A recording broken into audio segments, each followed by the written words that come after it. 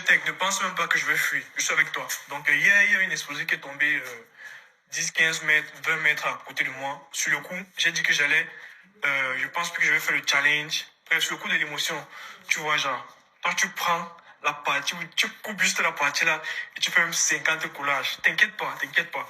Sauf si peut-être on va peut-être repousser la date, mais est-ce que je peux fuir devant un challenge? Je vais atomiser tous les traders là. Donc, vous allez voir que les marchés sportifs, c'est autre chose. T'inquiète pas, donc, je suis toujours là. Mais là, maintenant, le truc, maintenant, c'est l'organisation. Donc, si c'est pour les... C'est de mon côté, pour qu'il n'y ait pas de triche, c'est que je vais créer un nouveau compte SVT en live. Je ferai un nouveau dépôt. Bref, en crypto-monnaie en live, tout ça. Ça serait transparent. Et pour suivre, pour faire le suivi, en Paris sportif, c'est très simple. On a le numéro du compte. Maintenant, je pense que quand tu as l'identifiant du compte, tu ne peux plus tricher. Il n'y a plus de triche. Parce que ce qu'il faut juste voir après, c'est suivre juste les moyens de dépôt et retrait.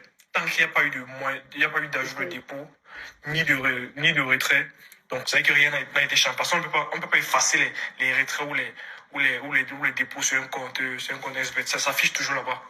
Donc tant que rien n'a bougé là-bas après le dépôt, ça veut dire que tout ce qui est sur le compte, c'est réel. Mais je ne sais pas comment ça se passe en trading. Peut-être en trading, ça peut changer. Donc, dites-moi dans les commentaires. Sinon, ça peut passer. Bon, je vais un peu t'aider, ça c'est simple. En trading, c'est comment ça se passe. Il y a ce qu'on appelle les comptes investor. Donc, s'il a un compte de trading, il a la possibilité de donner les accès à ce compte avec juste la possibilité aux gens qui auront les accès de visualiser le compte. Donc, ça va permettre de savoir, avant qu'il commence le challenge, il va fournir ça. Donc, ça va permettre de savoir si il a eu à faire d'autres dépôts, s'il a eu à faire des retraits, s'il a changé de compte, on saurait. Donc, tu n'auras qu'à lui demander les accès de son compte investor. Et quand il va partager ça en ligne, tout Internet pourra avoir accès à son compte et voir simplement ce qu'il fait.